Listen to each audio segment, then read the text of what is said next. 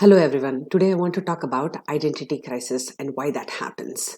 So as teenagers, a lot of us were preoccupied with the questions that who should I be? What are other people's expectations of me? And these were the questions that usually drove us to create our own identity. That is, if it gets resolved and as we progress along in our life, if we are doing things that we want, and if society appreciates that, we continue with that alignment of our identity and we progress. Okay. But what happens is sometimes we make these choices as we are growing up, we make choices that are not completely aligned with who we are, because that is what the society demands and expects of us. So as we are going along, we develop a gap with what our aligned values are and how we want to identify ourselves, but how we behave for the sake of society. So as this happens, you will observe a lot of people in their 40s and 50s who are now living with something called the permanent identity crisis. It means that they are not able to make peace with their unlived life. Let me explain.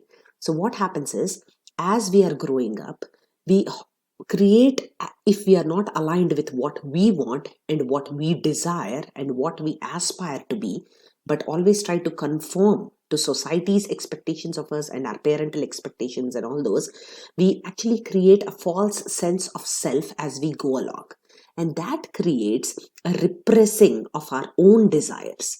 So it is nothing but a lifetime of complying with others' wishes that is making our identity. So when does delayed identity crisis happen? It happens when the lie that we are living of our sense of self becomes intolerable for us to continue anymore. So how does identity form? Let's talk about that. There are three different ways identity forms: cultural brainwashing, the second thing is our past experiences that gather our sense of self depending on how others have treated us, how we have responded to situations and all that.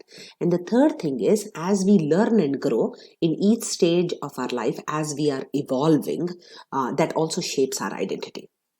Here, let's say I'm a beautiful wife of and a mother of two children, right? That is an identity that I can come up with, and it is a positive identity that I have created for myself.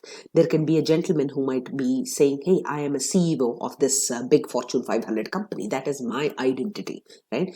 There can be a person who just bought an expensive car, and he can think that I am the owner of this bright blue expensive car.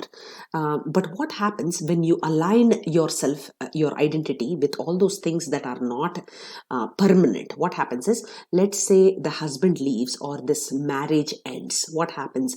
My identity, my positive identity that I had created for myself is going to implode. If the CEO gets fired, he's no longer the CEO. He doesn't know who he is.